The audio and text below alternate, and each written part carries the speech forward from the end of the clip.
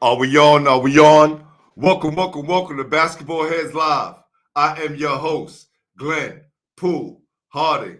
And oh boy, we have a very, very special guest. This basketball head is a New York State legendary head coach who is called the godfather of Mount Vernon basketball, Rich Legacy. This basketball head has won over 600 games and led his Mount Vernon Knights to 8 state championships, the most of any other coach in New York State. Keep that in mind. Mount Vernon has had such notable players that worn the Knights uniform, such as Gus and Ray Williams, Scooter, Rodney McCray. That's Scooter and Rodney McCray. We talking about 2 sets of brothers from one school and all of them went to the league. That's awesome. Who could forget Ben Gordon, Earl Tatum, Rudy Hackett, Jabari Hines, Chris Lowe, Richie Gardner, Lowe's Moore, and Isaiah Cousins, just to name a few, because there are so many more we can name, but we'll be here forever. This basketball head also has won the most state championships, like I said, with 8. But Mount Vernon has 12 overall as a school. So that's even more amazing. This basketball head has won Coach of the Year 7 times. We talk about New York State Coach of the Year. Let me run it down for you.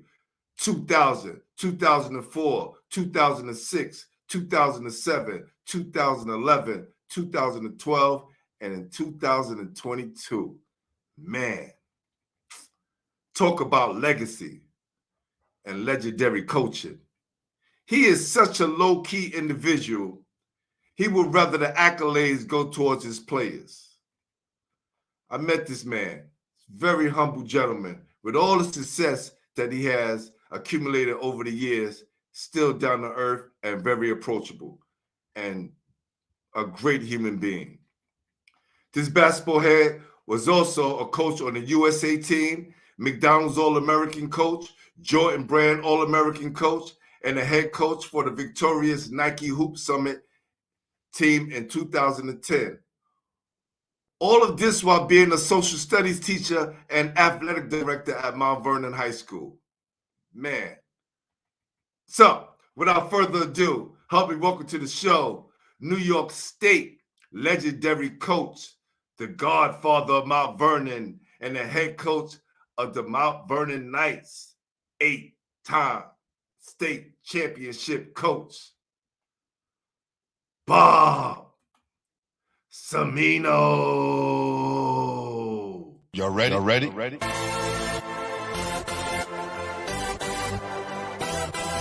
Yes. You have just stepped into the world of chaos, where everybody goes hard. Come on. Go hard. Go hard. Go hard. Go hard. Go hard. Go hard. Or go home. Never back down. You gotta hold your own. Go hard. Go hard. Go hard. Go hard. Go hard. Go hard. East Coast. Go hard. West Coast. Go hard. Midwest. Go hard. Dirty. Hurry up, everybody. Get online, buy your tickets, cause the game about to start.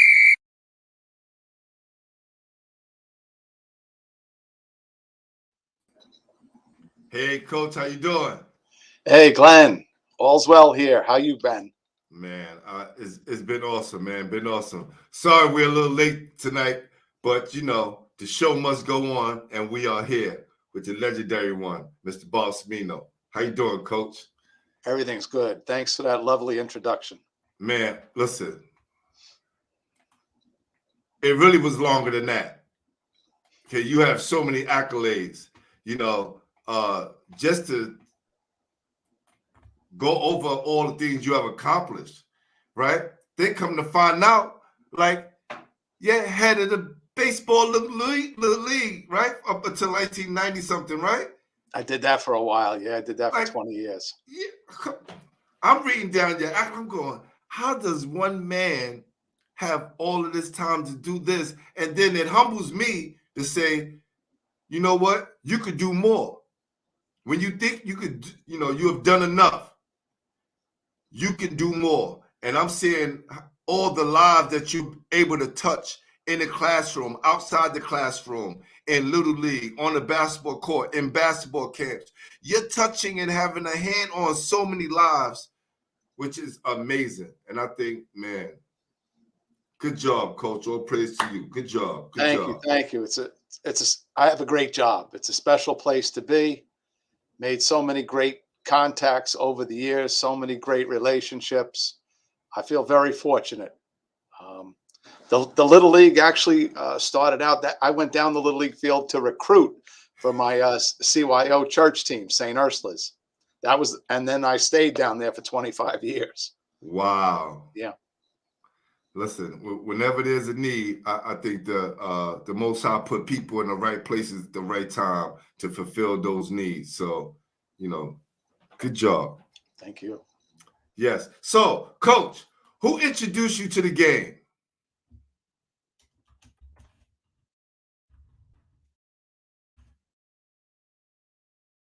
I can't hear you for some reason.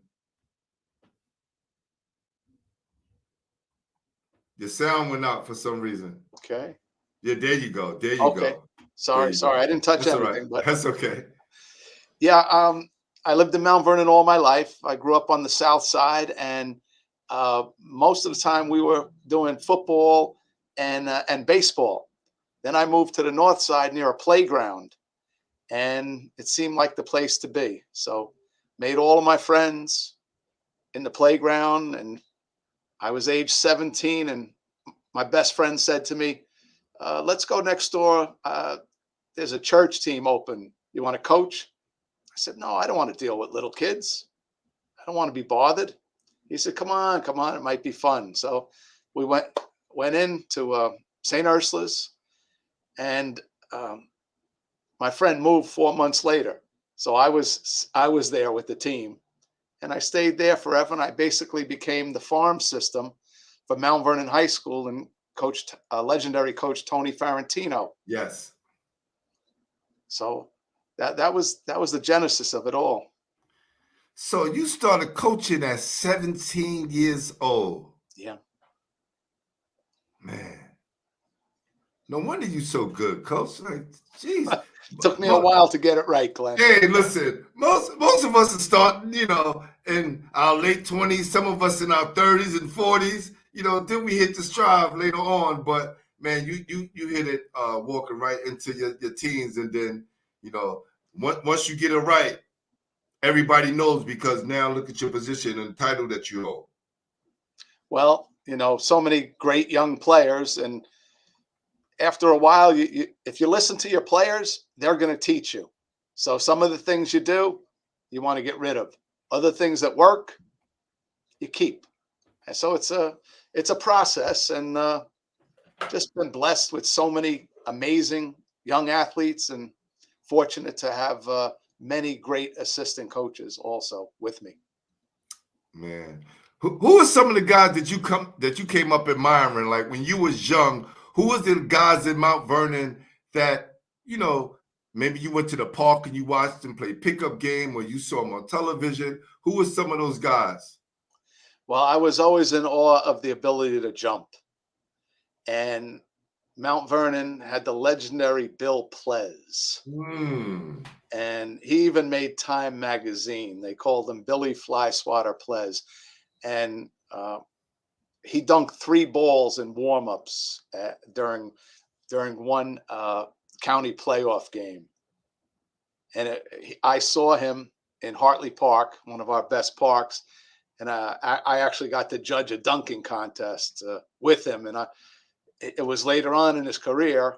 He was drafted by the Hawks. He didn't play long, but just to watch him, it was incredible. Earl Tatum. I can remember I went to Mount St. Michael, which is borders South 11th Avenue in Mount Vernon. Mm-hmm. And I can remember going to school one day and someone said, "Yo, your man is outside." I said, "Who?" Here I am, about 15 or 16. They said, "Earl is on the track." Well, I went outside just to watch him run. He was amazing. And What kind of player was he? oh my goodness, he was smooth and he could shoot. He really could shoot, and he has a presence about him. He still does. Just a pleasure to watch and to get to know. And of course, the Williams family from South Fifth Avenue. I got to play in the playgrounds against some of Gus and Ray's brothers, and they didn't get the notoriety of Gus and Ray, but they were competitive, and it was fun to get to meet them. Yeah, but I remember meeting you at IS8 2 years ago, and and I specifically said to you, I definitely want to get you on the show, but I definitely need the history of Mount Vernon basketball, because when us guys, we talk in the city about, some of the houses and some of the great players, we always mention Mount Vernon, but a lot of people don't know who, when, and how it started, who was the guys like in the neighborhood, who probably didn't make it, who kind of inspired some of those guys who did made it. Some of the same lore that we have in New York City, kind of all over the place in New York. But for me, I like to know the history of those situations and the foundations. So I'm glad we definitely got you on tonight. And, you mentioned, I want to take down that name again. It was Bill Fleischwater. What was his name again? Ples, Pleas. Bill Ples. Wow, Fleischwater. Already got my guy Earl Tatum already. Legend has it that Ples, someone shot from the corner. Ples went up, put the ball under his armpit, and he didn't get called for goaltending. Ooh. I don't know if you can imagine that. It's hard to imagine, because when you haven't seen anybody do it, it's just like, where did this come from? I went and watched the movie Sweetwater the other day. It was between Air and Sweetwater. I was like, well, I kind of know the Air story, but I don't know the Sweetwater story. This Nate Sweetwater Clifton, sure, first black player to get signed by the New York Knicks. I didn't know the history. I didn't know what was going on. And at the time, he was doing things that people never saw before, and they didn't know how to call it. So when you never saw it before, it's kind of strange to you, especially if you're a ref in the game. So you seeing that for the first time, a guy blocked somebody's shot and cuffed it under his arm. That's crazy. That is. Yeah. It's mind-boggling. Man, such a beautiful sport. Such a beautiful sport. Yes.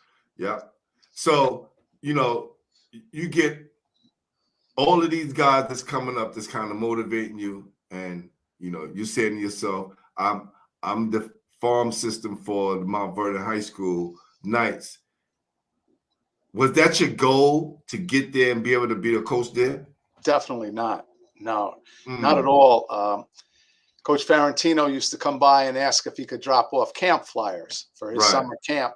And my trade-off was, yeah, coach, I'll sell the camp. Just tell me when you're teaching defense. I want to come up and watch. I just wanted to be a better CYO coach. Time passed. Coach Ferrantino went on to college. Eventually got his, he got a big ring that he shows us when we go to Florida via LeBron. And new coach came in, Marshall Reef, very good coach. And he eventually asked me to coach his summer league team. So I was coaching the 8th grade, and then I was coaching the varsity players during the summer. And I got along well. I knew a lot of them from Little League, and some of them had come through my program, my basketball program.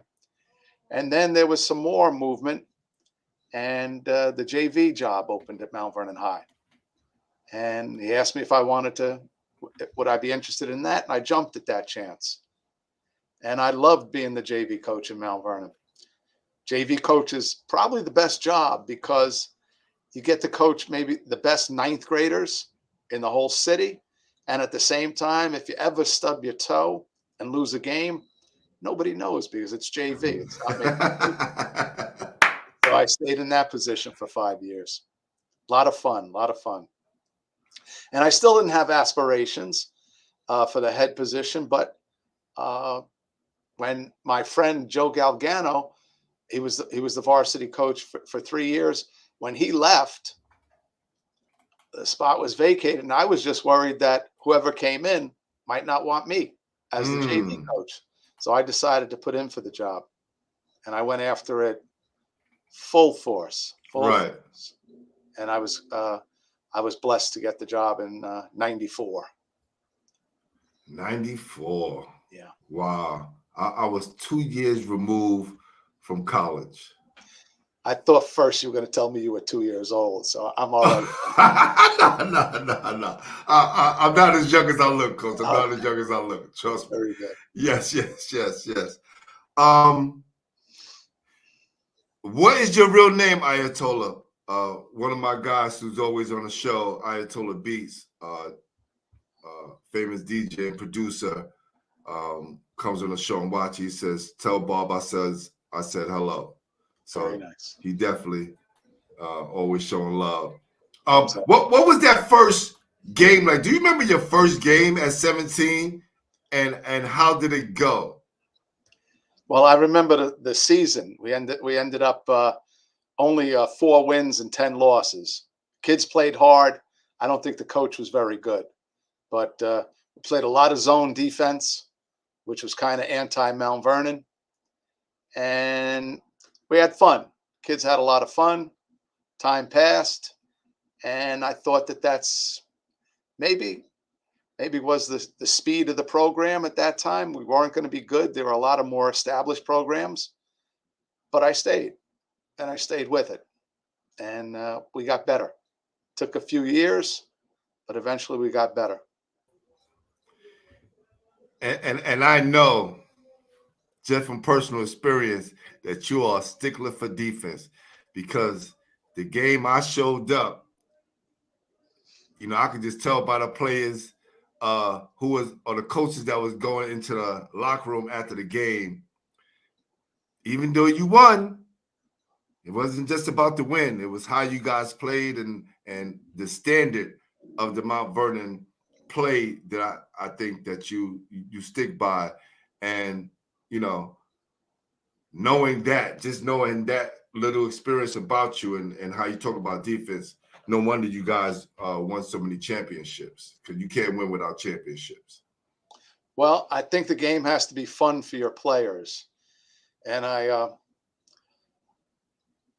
heard the great coach Jim Calhoun. I was very fortunate to be with him several 3-day stretches and learn a lot from him. He said, "I really don't care if I call a play the whole year. Matter of fact, I'd prefer not to. If we can fast break, push the ball, make some smart plays, I'm good with that. But if we have to set up in half court, I have to have some plays." So Mount Vernon players, they want to be proud of their game. And if they play defense, they're going to stay on the court. So it's kind of a nice trade-off. We're not a run and gun team, but definitely like to play 94 feet defensively and let my players have enough freedom. They've earned the freedom if they play defense, so they can create on offense. And that's fun ball for most young teenagers. And another thing I noticed is that you're not as quick on the whistle of substitution like most coaches. If a kid makes a mistake or take a bad shot, I've watched you, coach your players through those situations, just sitting back and observing and watching you guys play. I thought that was very interesting as well. Glenn, some of my players might disagree with you. It's like having money in the bank. Right. If Dylan makes a bad turnover and I know what he's done, I know what he's capable of doing, I'm going to stay with him a little longer. So it depends who you are. Basketball is, it's not a democracy. Definitely is not. Definitely. I've been around the game for a while, and I've watched, in the last couple of years, I watched a lot of high school basketball, and I compare a lot of coaches, and I watched the different coaching styles, and that's definitely one of the things that I picked up from you. As far as you guys playing really good defense, or you wanting to maintain that level of high defensive superiority, and then the patience that you have with your players. They might not see it because you guys are still young, but I see it as a veteran player and coach, that you could definitely appreciate playing for a coach like yourself. Thank you. Yeah, for sure. So, did 1994, you get the coaching job. Did you guys win right away, right? Or was there like a rough patch before, the wins started pouring in? That's a pretty good question. So, as soon as I got the job, I knew who my assistant coach was going to be. He was the gentleman named Al Visconti, who he put in for the job, and we both said, if you get it, okay, I'll be here, and vice versa. But my first phone call was to a Mount Vernon legend named Charles Cowens. He's a Pied Piper of youth, and he became my JV coach. So I knew that he had been at the YMCA. So I wanted to have connections at the Boys and Girls Club in Mount Vernon, the YMCA, the CYO. I wanted to lock up the city so that everybody knew that it was a real big deal to come and play at Mount Vernon High School. And we did some really good things. I still have the basketball from that opening game. Wow. Charles Cowens grabbed the basketball. He made all my players sign it, and it's in my break front. I still have that first victory. And we went on that year and we won the gold ball, which is superiority in your section. Yes. It was great. We didn't win the states, but we won the gold ball. And the MVP that year was my current assistant coach, Gary Bryant. And he was a great player. Went on to do was the all-time leading scorer at CW Post. Wow. Great person. But then after that, we had a 3-year drought where we went goldless. So it was tough. You get spoiled that first year, you go gold, and then I don't even have to listen to anybody with expectations. It was self-expected that we were going to do, and we didn't. We lost some really tough games. I was a little discouraged. And then we had a pretty good year in 98, 99. We lost to White Plains High School.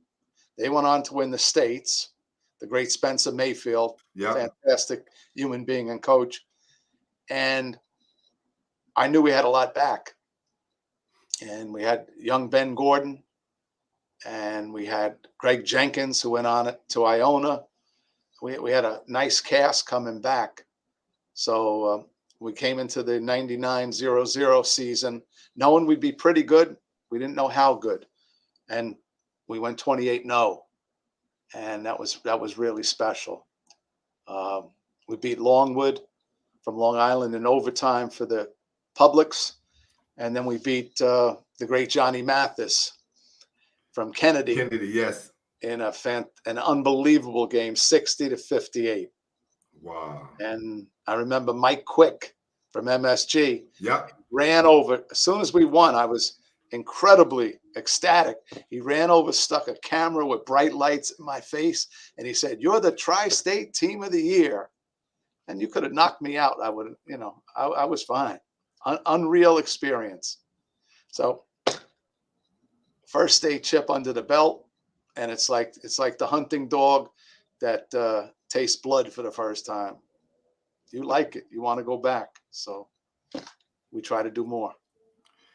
Yeah, I was up in Mount Vernon, covering you guys, and you was talking about the gold balls, and you was like, yeah, the rest is in the lounge over here. And it was never ending. It was never ending. Like, I've never seen so many basketball gold balls in one place, because they were all over the place. One on top of the other, on top of the other, on top of the other, and it went all the way across the room. People come in. I was marveled by that, Coach. Thank you, Glenn. We had a great principal named Ron Gonzalez, and he renamed the community room. He renamed it the Gold Ball Room. And former players, everybody, old heads, come in and they want to go right up to their year, and they want to touch the ball. And we don't put them in any cases. We make them very accessible to fingerprints. And it's a very proud thing. And it's nice when opposing teams walk in towards the locker room and they have to look at the Gold Ball Room. Yeah. It just the tradition, you know. There's a lot of schools, New York City, that celebrate their tradition, and then there's a lot of schools that don't. And you know, sometime after the game, I would pull a coach to the side and I would say, like, Coach, with all the rich history your school has, your gym is naked.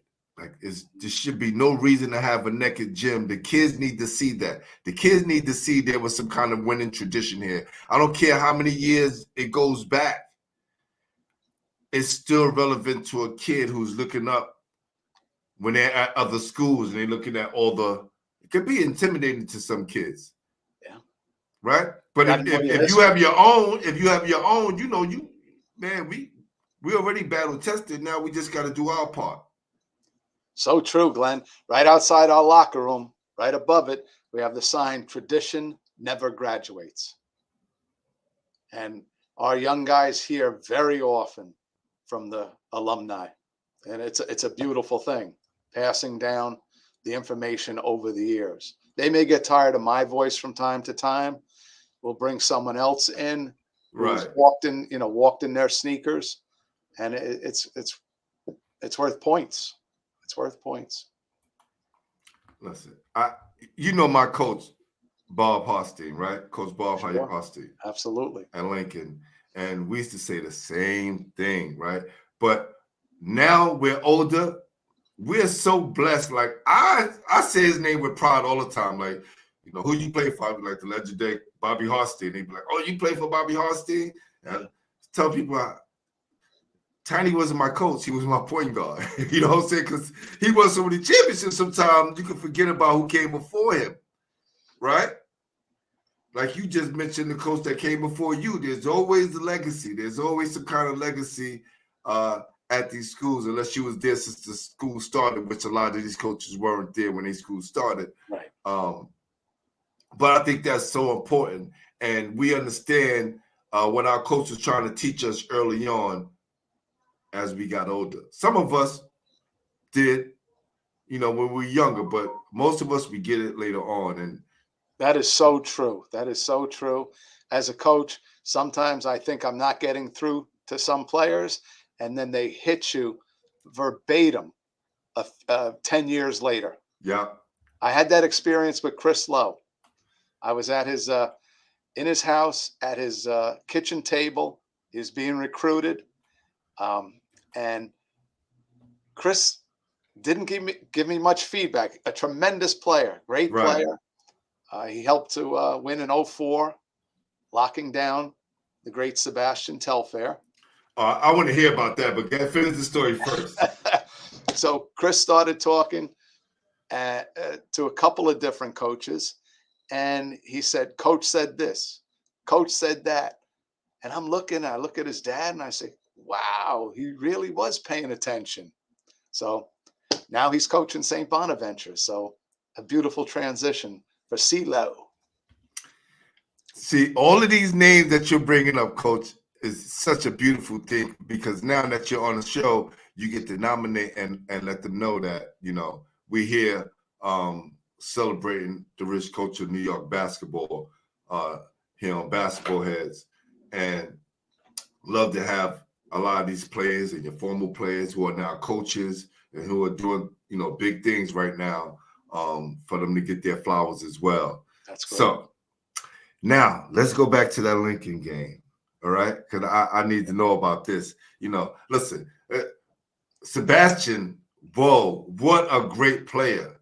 You know, people, you know, again, I don't talk about the rumors on here. I don't care about the newspaper clippings, what everybody else is talking about.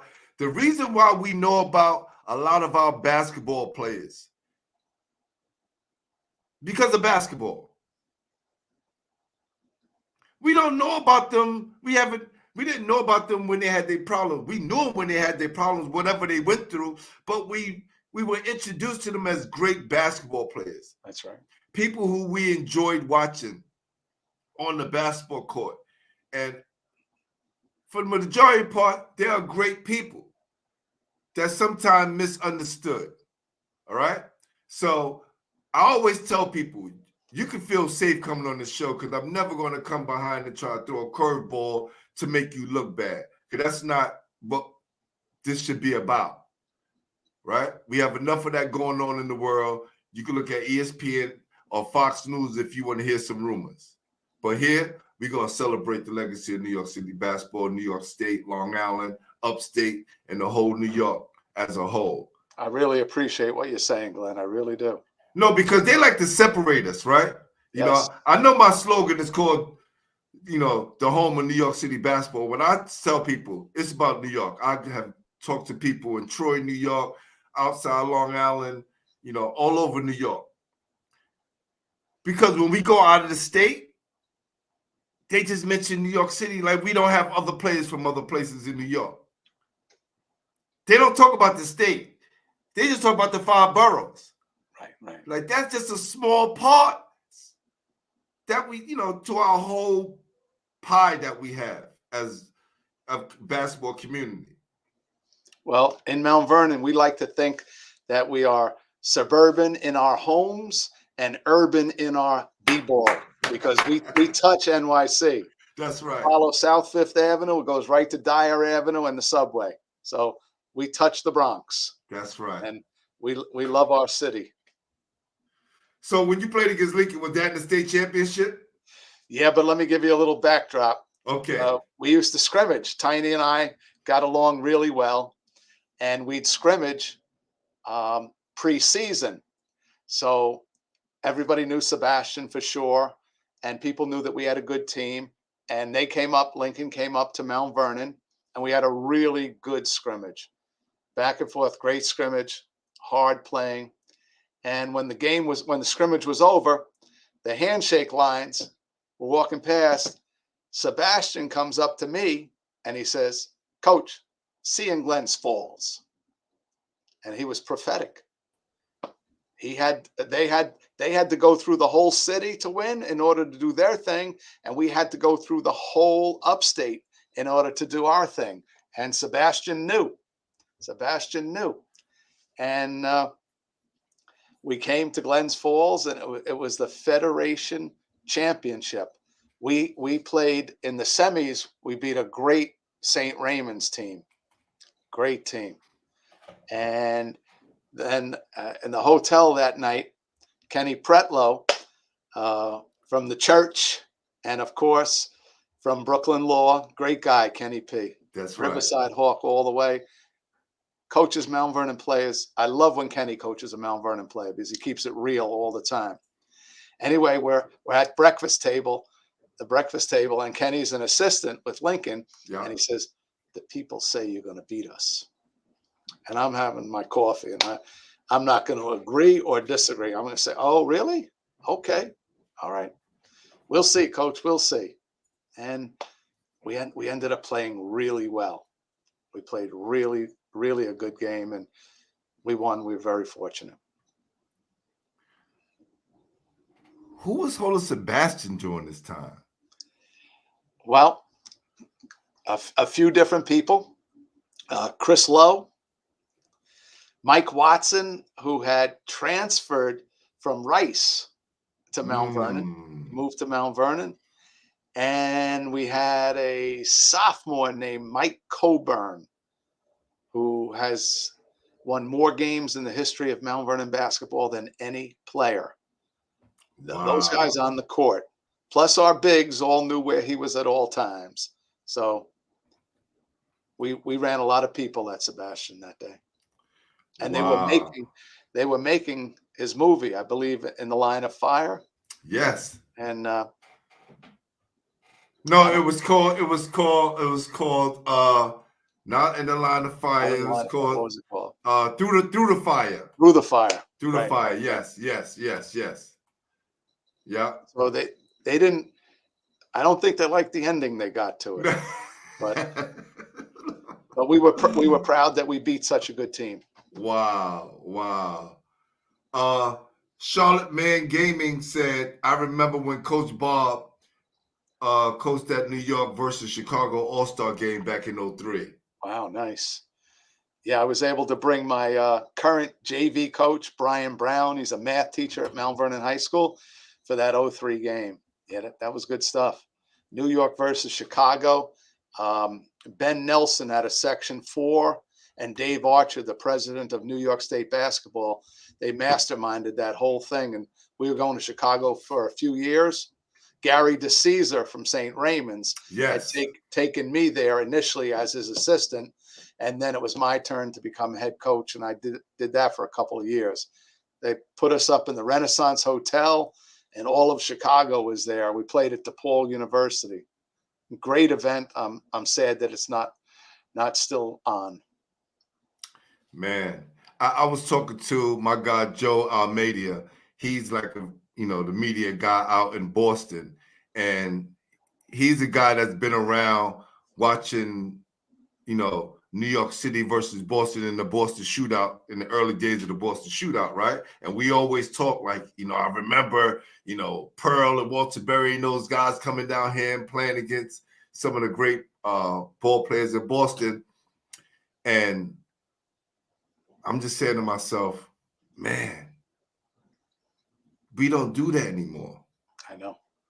Is it right? I think, and I don't mean it, I'm not here to bash AAU, but I just think some of those homegrown games at the Wheelchair Classic, Golden Hoops, Boston Shootout, some of those really good games where you could bring together all players across the state to play against each other, and it was still competitive. Yeah. Harlem Week was special at the Golden Hoops. Oh, man. Never want to miss that. Oh, man. Beautiful, beautiful. Great atmosphere. And you playing against some of the best. And now we feel like, we got to go out of town all the time to play. And I think that's cool, because it was times where we, us guys who play AAU, Riverside, Gauchos, Madison Square Broncos, Road Runners, we would go out of town and play on the AAU circuit. But we also played against each other at home. And I think a lot of times we don't get a chance to play against each other. And I think that's, for bragging rights or just for that competitive New York nation, because we know we're going to come hard every time. So I told him that's something that we should think about doing in the near future. Absolutely. I'd love to see stuff like that back again. Yeah. Yeah. I think now, for myself and a few others as, doing the media part because the papers don't cover in New York City. Do they cover you guys up there where you at? Not nearly enough. Not nearly what it used to be. Right. Too much national news. Yep. Yeah. And a lot of negative news. And I think that's when it's winning. And I said, you know what? Again, when there's a need, the Most High put people in there to fill that position. So I'm glad to be doing this for New York City and the whole New York State, man. This has been awesome. Yeah. Yeah. He said, those Chicago ballers were tough. Lord have mercy. They definitely were. Yeah. No, you don't want to get beat in your house. Right.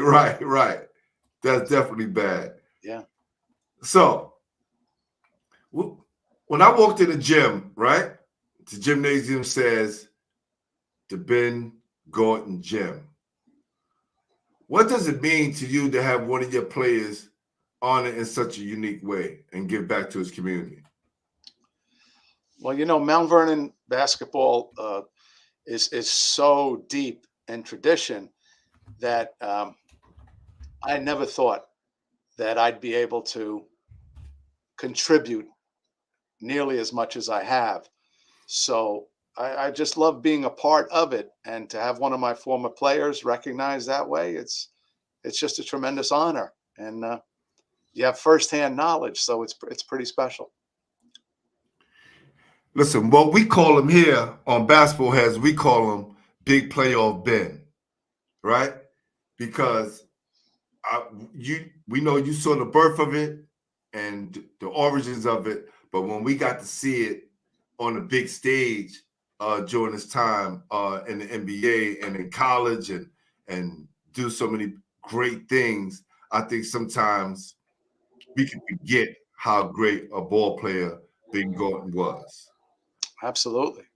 You know, so salute to you, Ben. Salute to you for sure. Yeah. So now, with all the stuff going on right now in college, right? I just want to sidestep for a minute and talk about the transfer portal and NIL deals, right? Because I was talking to a few college coaches, and we always having these great conversations, and they're giving me their perspective on the transfer portals and what they have to go through. One of my coaches said, "Yo, Glenn, I just left a meeting with this kid, and he told me if I didn't have 150,000, we shouldn't even have this conversation." and he when he came up, he was one of the top players, and he said to himself, "Would I have said that if I'm in this kid position? Like, would I have just came? Would I even cut the coach off? Would I even hearing what kind of person he was, right? What else did they have in store for me? Would I have said that?" He had to question himself. And, you know, I just thought I relay that to you. I know it's more of an open statement, but, you know, what do you think about the NIL deals first, then we'll get into the transfer portal? Wow. You know, on one hand, it is America and everybody's entitled. It just seems to have changed the game. And I'm not sure that I like where it's going. I like loyalty on a team. I think it's important for a kid to have a bad year sometimes and to grow up, because certainly one of the purposes of sports is to help develop character.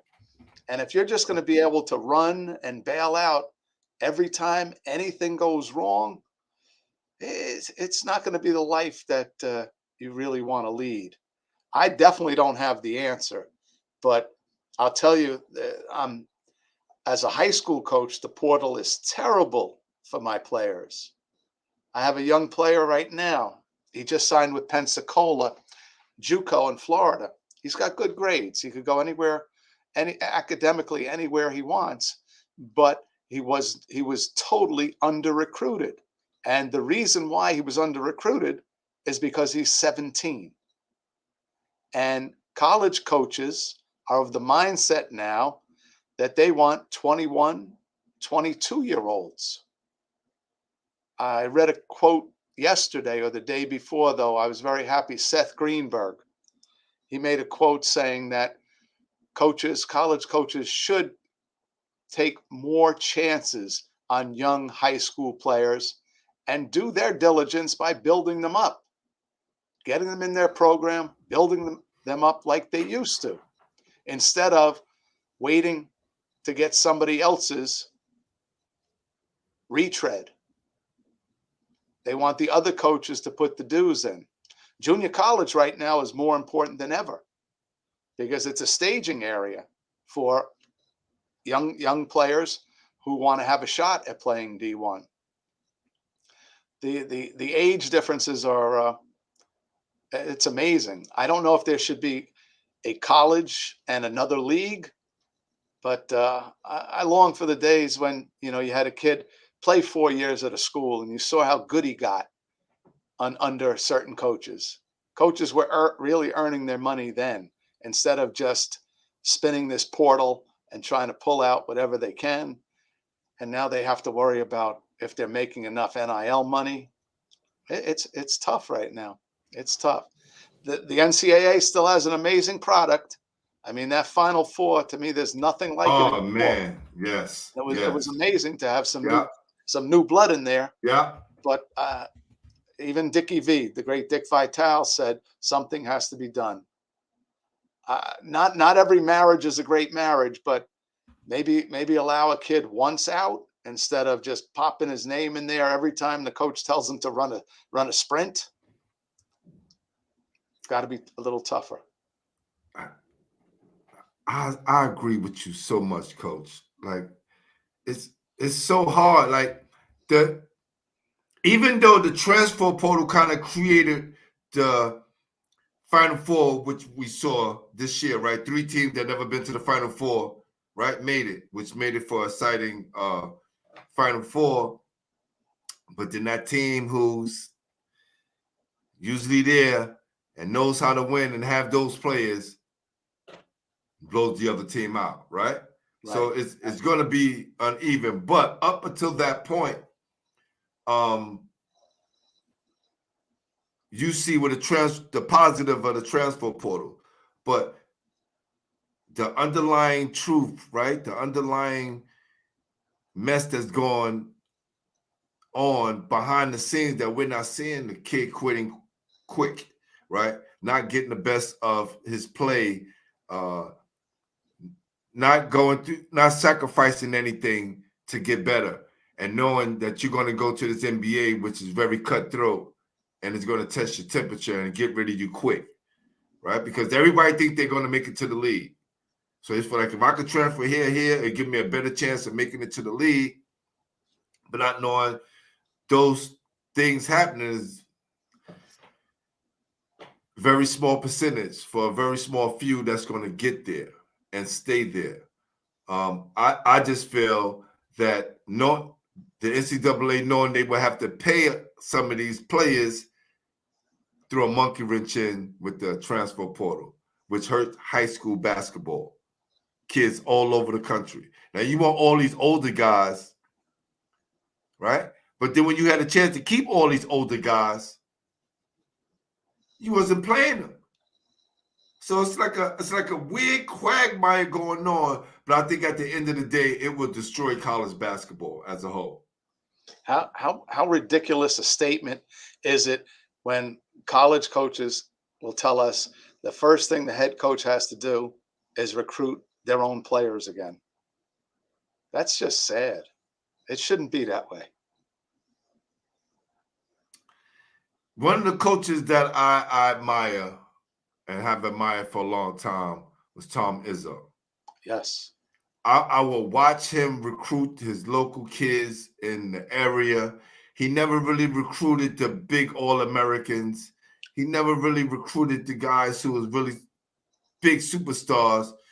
He got some players and he put his pieces together and made a team. Yeah. Won his fair share championships, and also they always got real deep into the tournament.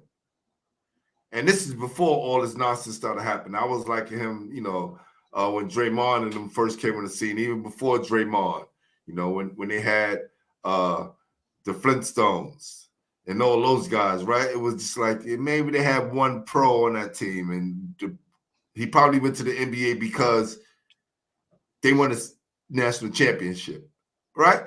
But, Coach, man, we can go on and talk about this forever, but I agree with you so much on that. The NIL deals, because I didn't get your opinion on that. I have to pay now kids to play for me. How you think that's going to last? How long do you think that's going to last? I don't know. I really don't have a clue, and I don't know how it's going to get better. To hear that college players don't want to go pro because they're making more money in college, it's crazy. And of course, it's trickling into the high schools now. And the loyalty, I don't know. The door is open. I don't know if you can close it anymore. Somebody's gonna have to be really smart, come in and legislate, and it's going to be challenged in the courts for sure. But to save this game that we love, things have got to change. Once you open Pandora's box, it's hard to close it, right? Absolutely. Absolutely. But the game is still the best game. Yes. But we're not where we should be right now. I really enjoyed high school basketball this year. That was one thing, people always come to me and ask me, did you watch the Knicks play in LA? And I go, I really don't watch NBA basketball. Sorry. And they're so disappointed. Like, you have a basketball show, you always cover basketball. I love it in its purest form. Right. My guy CKA says, who is Mount Vernon's rival in Section 1? We consider our biggest rivals in Mount Vernon in everything is New Rochelle.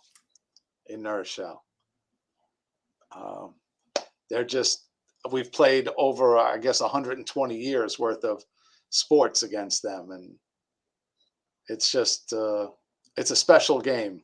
No matter what the records are, it's meaningless when we play them. Mount Vernon fans are generally somewhat spoiled. If it's a New Rochelle game, they're turning out. They are turning out. It's just something. The communities have known each other so long. The coaches, the players, the young guys grow up and they hear about the Mount Vernon New Road games, the rivalries, the great players on both sides. So. Yeah, and I was not the coach during the Williams and the McCray brothers, not at Mount Vernon High. The Williams brothers are a year or two older than me, and the McCrays I was wasn't coaching in the high school yet.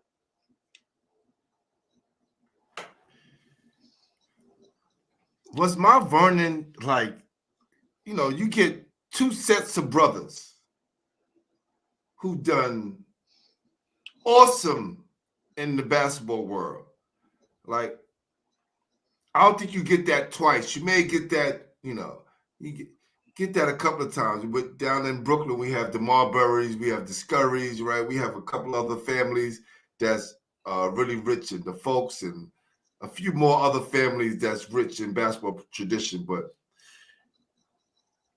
you don't get them back to back like this.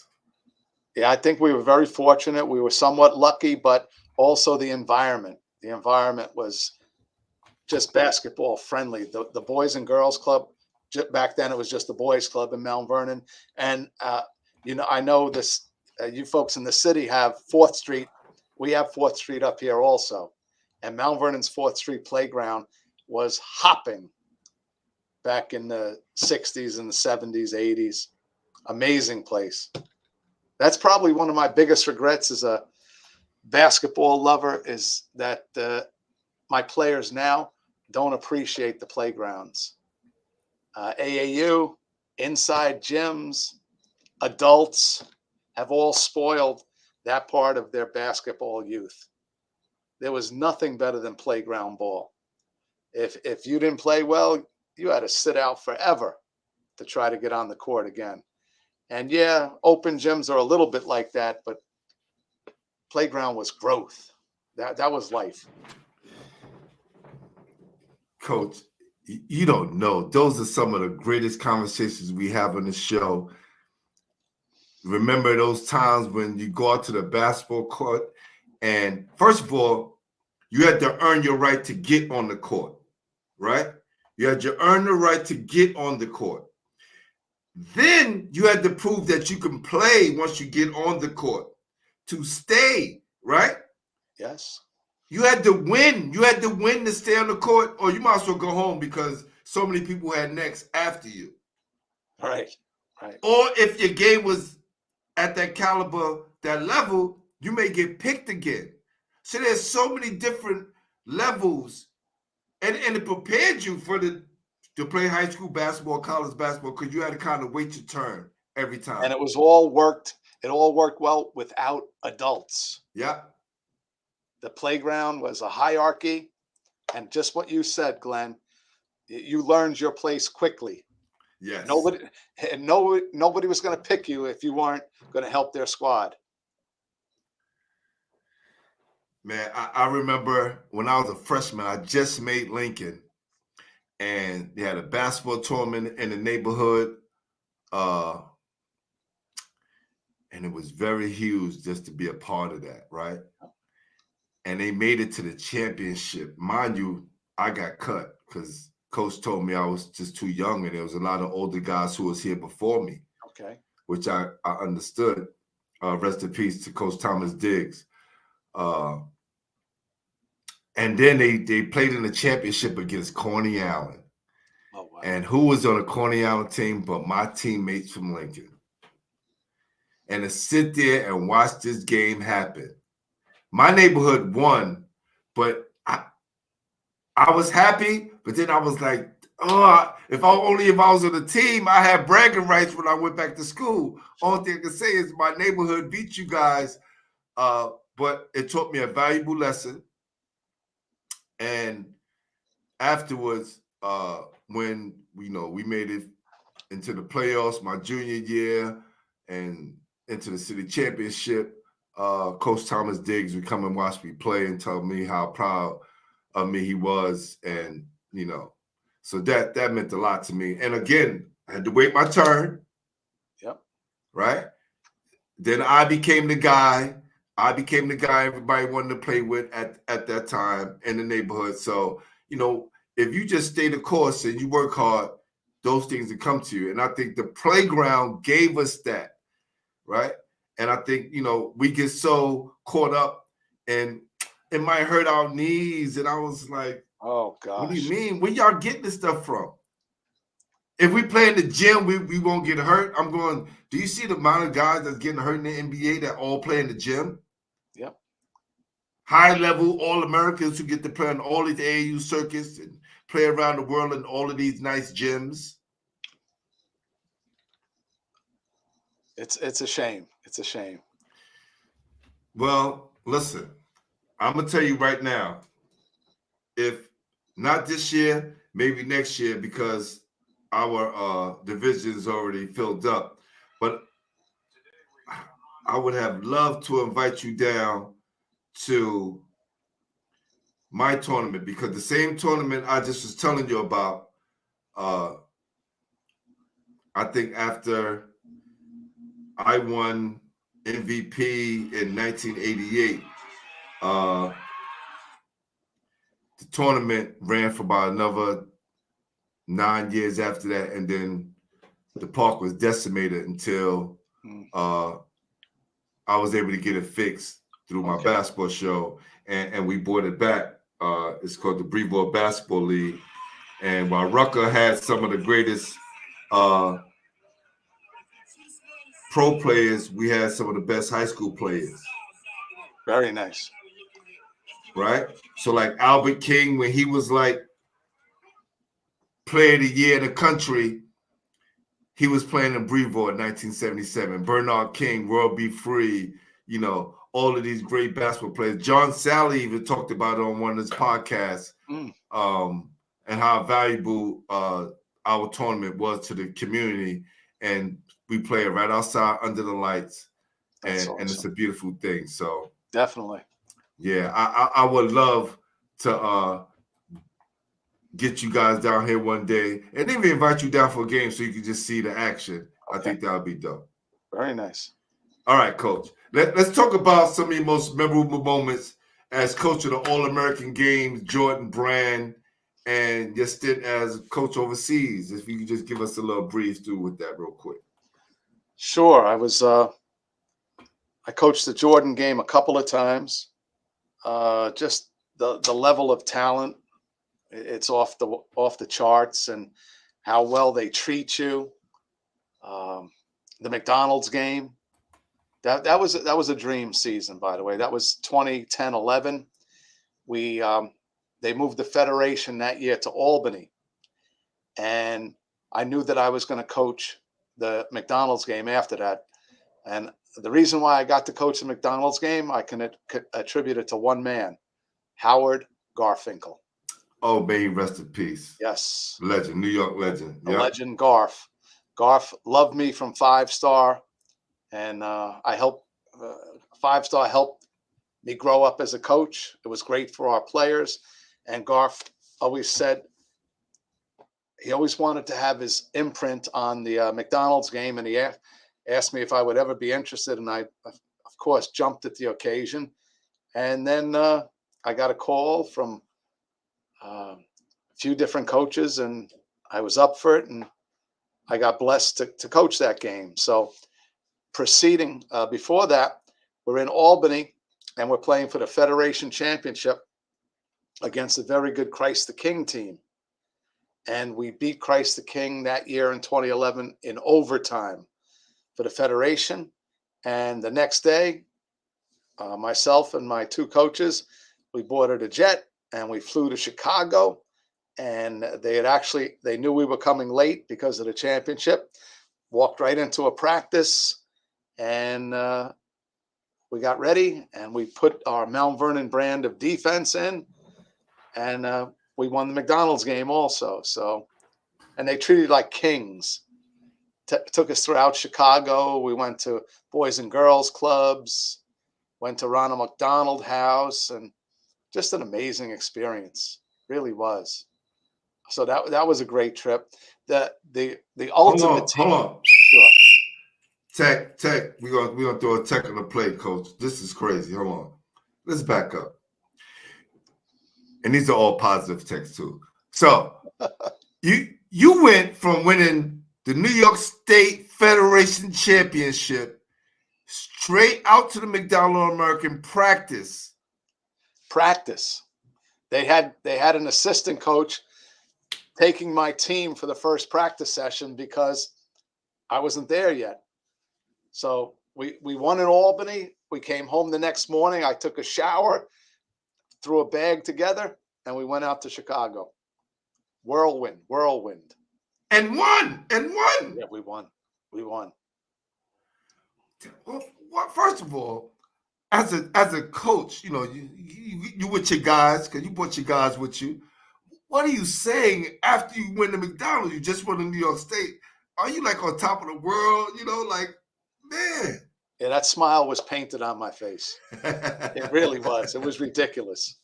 And, your players are so proud of you also when they see you doing something and you're on TV on the biggest game there is. And it was just magical. It really was magical.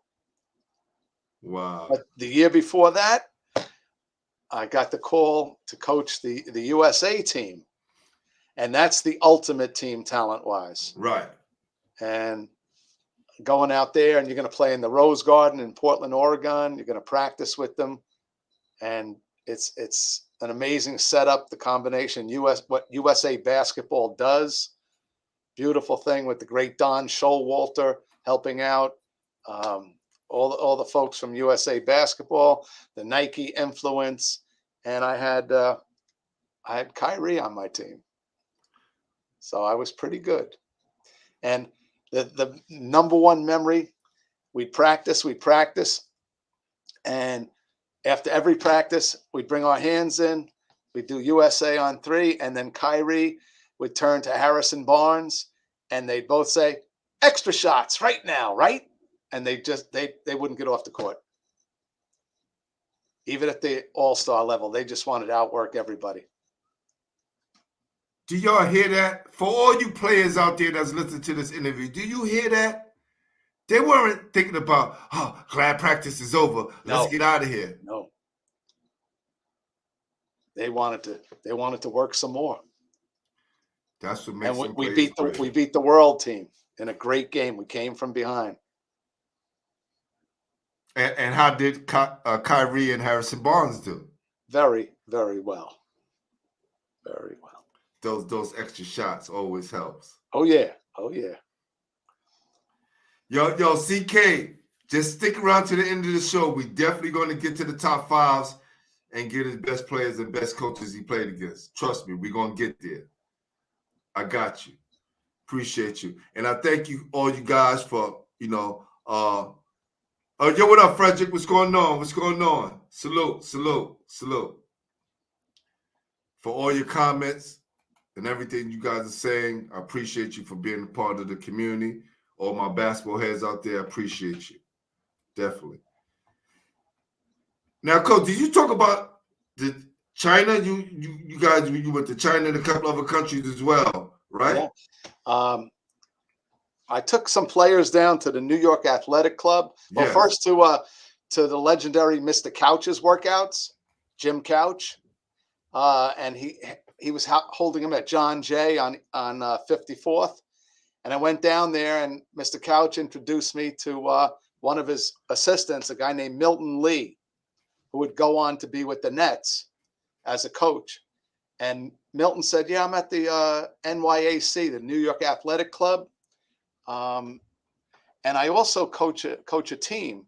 I'm coaching a team and going to China." I said, "Wow, that's amazing. That's awesome." And we got to know each other better. And then he called me, asked me if I wanted to be an assistant. And I jumped at it. I jumped at it because one of my dreams, I had two visions for my team. And one of them was to take a picture of my team, my Mount Vernon team, with me on the Great Wall. Wow. And so I said, I better take this trip first. I'll go with these college guys. And we had a great time. Went all over China, played in front of the Red Brigade, the Chinese military. Little scary. Everybody was smoking a cigarette in the gym. It was wild. But we got out of there okay, and it was a great experience. I thank Milton forever for that. And I made some inroads, and 2 years later, I was able to take Mount Vernon High School to China for about a 10-day period. And it was one of my dreams fulfilled.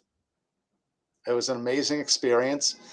Well, the Chinese were probably 2 or 3 years behind our kids at that time. But they tried hard, and they were so respectful to us, and they treated us really well. And it was a great cultural experience for kids from Mount Vernon. And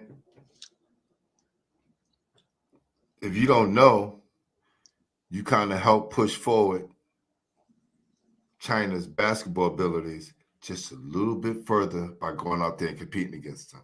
We just might have. We just might have. Yeah. Definitely. Now, your team this year, right? You guys didn't qualify for the states, which everybody used to seeing you guys up there compete for a state title.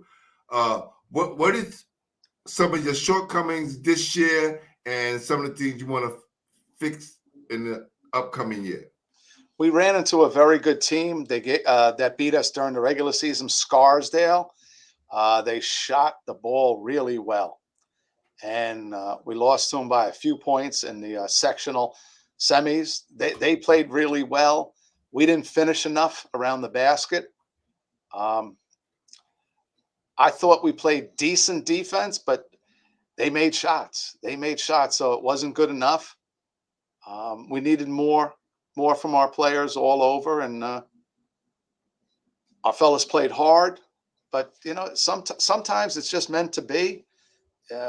The wins mean a lot because you know how the losses feel. They're terrible, and I had great senior leadership on my team this year, from Dylan Colon and Elijah Morris, two great senior guards. And if this was 5 years ago, they both would have had 10 D1 scholarship offers. That's right. But because of this crummy environment for high school kids, they're both going to be scholarship players, but they're going to have to take turns and twists in order to get to that D1 level now. So we're looking to get better. I think we need to be stronger inside. I've got a couple of young guys now in the ranks. They're raw, but they want to be good. And I've got a super soph right now, a kid named Tavian Tyler. Oh, he got the nickname Mr. Mount Vernon already. He is. Let me tell y'all, I've seen this kid play. I had a chance to interview him. Boy, and even when I spoke to him, he wasn't satisfied with the win. He was saying to me, yeah, but we could have played better. We didn't play our best. And man, that kid is going to be one tough cookie. He puts the work in. His dad is one of my coaches. His dad, Kenny Tyler, also coaches the Mount Vernon elite team, and just old-fashioned workouts. Open gyms are fine. They're fun. AAU is fine. It's fun. Workouts is where you get better. So you got to get in the gym now. and Tavian is a gym rat, and I'm gonna turn him loose next year, and he's gonna be my captain, Woo. and he's gonna be fun to watch. I can't wait. I'm already excited, right? Because I already know what to expect. Now that I know what he's gonna be putting in, it's gonna be crazy up there. Coach, what can we do as a basketball community to help our kids just a little bit more to get the attention of the college coaches? What can we do? I think we need to set up stations around New York State where high school coaches can talk and bring your 2 or 3 best players and have a combine whereby college coaches can come in and they can see a select group of all-stars all in one spot, all playing without worrying about their AAU wins and losses, and get to meet and know high school players a little better. The Catholic League does a really good job of it. They get together on one day and they bring their whole teams. It's kind of difficult around New York State for public schools because, so spread out. The New York City Catholics are all together in a fairly small radius. So I think we need to make a couple of those stations throughout and get some commitments from college coaches to come on in.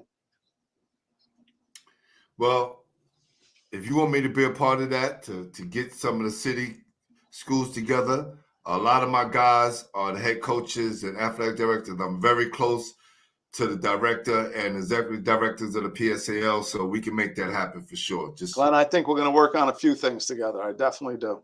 Got you. Definitely going to put that in motion. Appreciate that, Coach. Kids who are looking to play for you, I don't have to answer this question because if they haven't heard this interview or if they'll go back and listen to understand what they should expect and what are the benefits for playing for Mount Vernon High School, I don't think you can explain it to them any more than what you already did, Coach. Thank you, Glenn. For sure. If you could change one thing about your basketball journey, what would it be? That's a very good question. I often ask my best players that at the end of their careers. So let me see if I could change one thing. That is tough. I really, really enjoy what I do, and I've enjoyed the journey. So I'm trying to think of,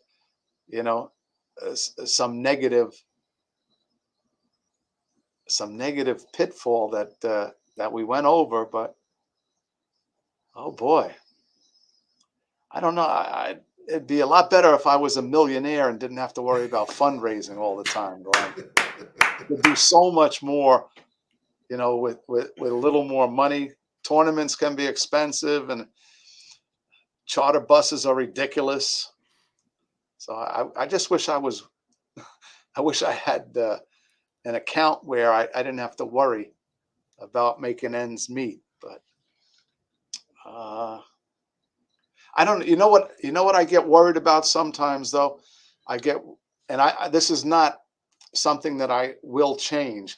I get worried that the atmosphere that I help create with my assistant coaches, we believe in the family atmosphere, and we coach as if they are our blood. And after each home game, we have food for the whole team.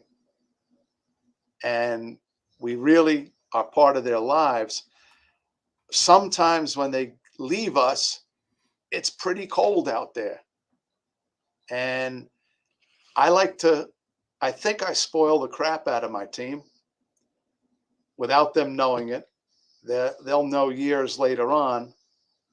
But the atmosphere that we have, it's a warm place to be. Mount Vernon is a great community for support. Our superintendents, our principals have been magnificent. Our mayors are at our games. And it's so much love. Sometimes when our players leave, they're like saying, is this what it's really about? Is this all that it is? So there are some Mount Vernon kids who play that love Mount Vernon basketball, which is great. I want them all to love Mount Vernon basketball, but the more successful ones are the ones that love basketball, period. And when they're done with us, hopefully they got a good foundation and they're going to be able to survive in cruel, trying environments. I don't know if you get what I said, but no, you do. I trust me. I get it 100%. Yeah. You don't want to make it tougher for kids, but it's going to be tougher. Life can be challenging sometimes. Absolutely. Especially after basketball. I've talked to so many players, pro basketball players, college greats, and always ask them, about the different transitions. There's always the transition from high school to college to pros, or college to the real world. And the transition that's always the hardest is the transition from playing the basketball student athlete to being in the real world. That's always the toughest transition. I hear you. It is difficult. You don't want to get that October call from your player saying, I can't stay here, coach. I can't stay here. But you do get it sometimes. Yeah. CK asks, does coach have to worry about players getting recruited by other schools, particularly private schools? I don't worry about it at all. We've lost very, very few Mount Vernon kids over the years to different schools. Most of the times, way back when, Gary DeCesar did try to come up and get Ben Gordon. He did, but everybody probably came and tried to get Ben. Exactly, but he wasn't. Thank goodness he wasn't successful. Coaches we're as a public school coach, I'm not allowed to recruit. Other coaches can recruit, and if players want to go somewhere else, I really wish them well. But we have a good product in Mount Vernon.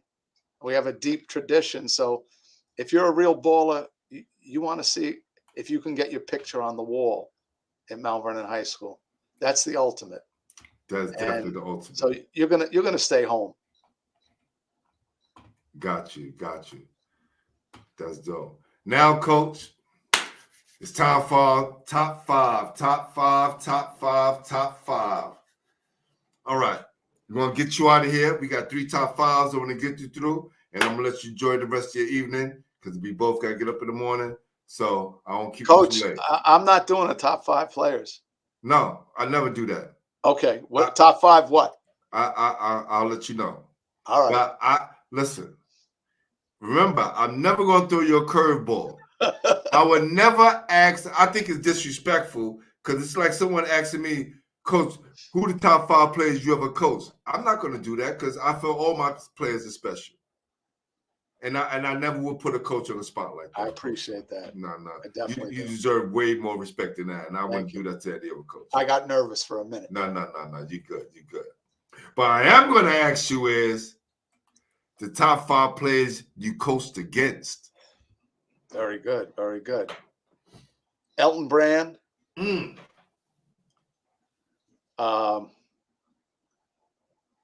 Let's see. I'm trying to go around. Kemba. Kemba Walker in 2007. We're in Glens Falls.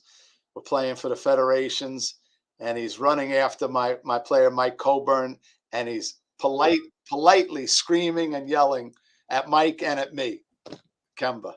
Yeah, wow. As he's playing defense. It was pretty cool. Let's see. Who else?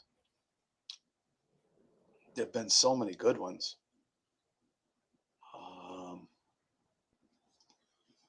You mentioned one early on, Lincoln. Oh, without a doubt. You know I got to throw about my guys. Oh yeah, Sebastian for sure. He was a magician. enjoyed watching Sebastian as long as he wasn't playing against us. That's He right. was he was a real magician, and he had such a court presence and very charismatic. Um, Red Autry, Yes, yes. And congratulations on your job at Yes. Syracuse. yes, Yes. yes. Um, One more. oh, his name slips. I can't remember. A Turkish player who played. He killed us in that World game. Did And he he play went- for he played for the Orlando Magic? Yes. Turkoglu. Peter Turkoglu? No, that's not his name. No? I think I probably got the wrong team. Oh, he played center for the World team in 2010. Played for the Knicks for a little while. Yeah? I believe so. I got to think up somebody else for you, Glenn. All right. Can't One remember that more, name. Coach. One more.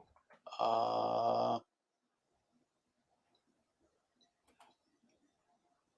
kid from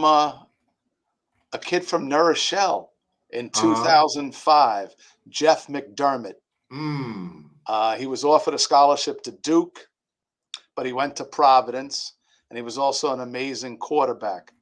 He just hurt us. On that same team was Ray Rice, so Wow. they were very physical. They got us in 2005. Wow. That was. And we talk about Ray Rice, the football player. Yeah. He played football on the basketball court too. He could shoot the three. Right. He could beat you up. Wow, that's tough right there. Yeah. All right. You got the top 5 players. What about the top 5 coaches you coached against? Wow. So just imagine how tough it is on the players. So Yeah, I know. Bob Hurley.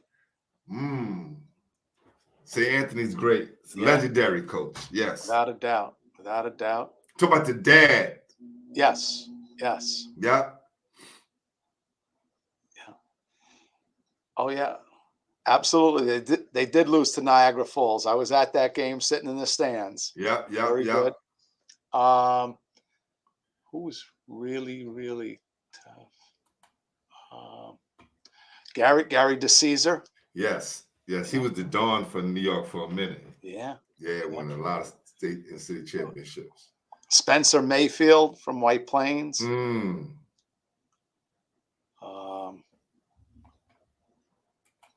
Tiny Morton always had something going on, and he would change his teams tremendously player-wise, and how he ran the team from year to year. So Tiny was tough. Let's see. One more.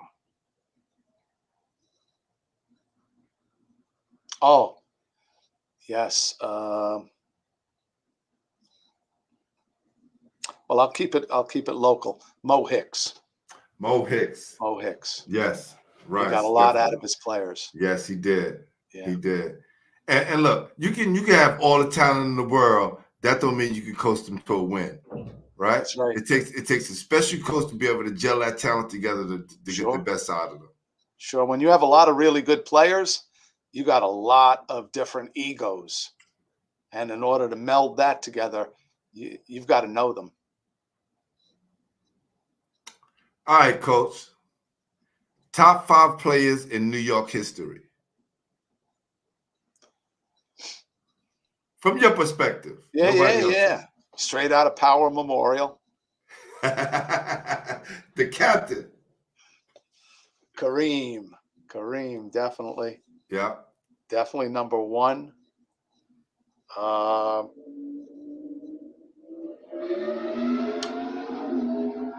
Let's see. King Rice. Played for Binghamton, won a state championship there.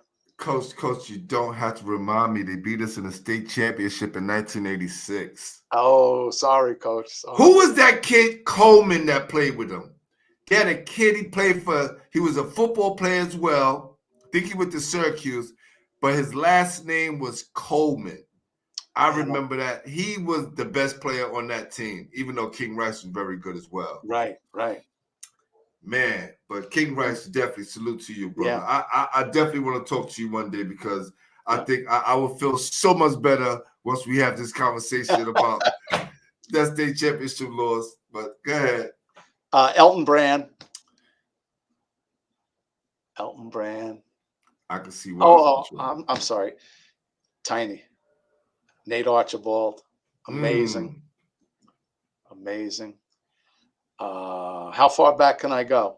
As far as you want. You got one more. Connie Hawkins. Man. So before we got here, I got to ask you. I know you've seen King Rice more than I did. Mm-hmm. What made him so great? He was so persistent and he was so physical. That's how he coaches today, you know. He just was on the ball. Both sides of the ball, he was special. Like a Ramil Robinson. Remember Ramil? Exactly. Yes, from Michigan, sure. Got you. Sure. Got you. All right, Coach. One question, and it's going to come from my guy Ayatollah. His name is Lamont. And I'm going to keep this Ayatollah in all my questions from now on. I appreciate this question. In one word, how would you sum up the game of basketball? One word. Life.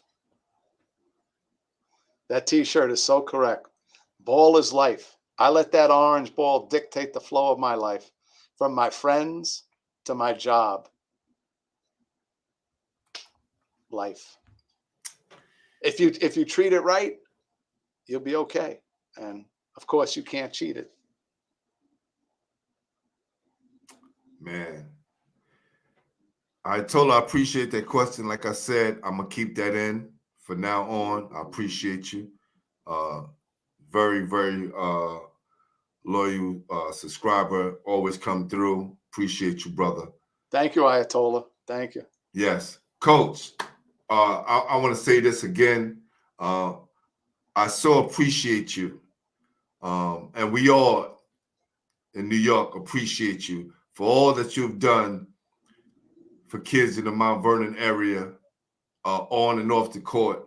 We appreciate you being a gentleman, being a role model, being a mentor, being a dynamic coach. And not only that, being an even greater person. You're very kind, Glenn. I appreciate it. No, I'm not just saying this. I think very highly of you. I have a very good read for people, and you're always very approachable, always very respectable, and you always had time for me if I want to interview you or interview one of your players, and always got to take that in consideration. And you don't walk around here like you're bigger than anyone else. So I just want to thank you. And as a whole, we want to say that you're definitely one of our greatest coaches ever. And I'm going to make sure that people never forget that. All right. Thank you so much. I really enjoyed the format, Glenn. Your questions were great. And I just looked at the time. I can't believe that an hour and a half flew like that. We had a good time. Yes, we did. Thank you, Coach. I appreciate you again. My pleasure, Glenn. I'm going to do my closing remarks, and I'm going to get out of here. And I'll stay in contact with you, Coach. Hope to see you soon. Definitely will. Take care.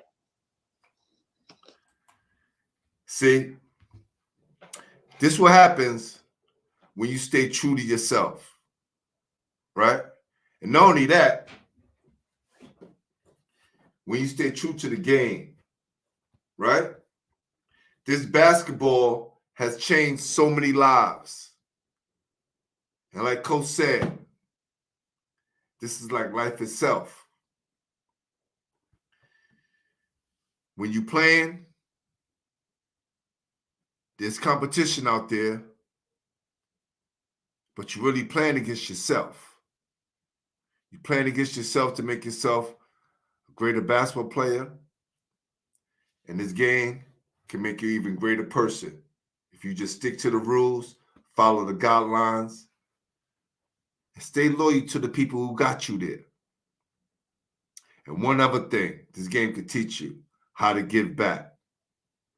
And Coach have done that. If you look at his resume, you look at all the things he have achieved, it was all about helping someone else. So never forget the lessons that the legendary Coach Bob Cimmino has taught us tonight.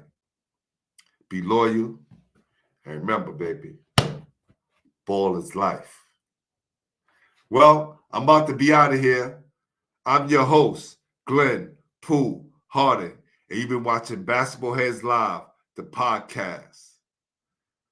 Because we are New York official home for basketball. Peace. Thanks to all my basketball heads checking in. Make sure to tell everyone to subscribe to the show. Stay tuned, because we'll be back with some more. Peace.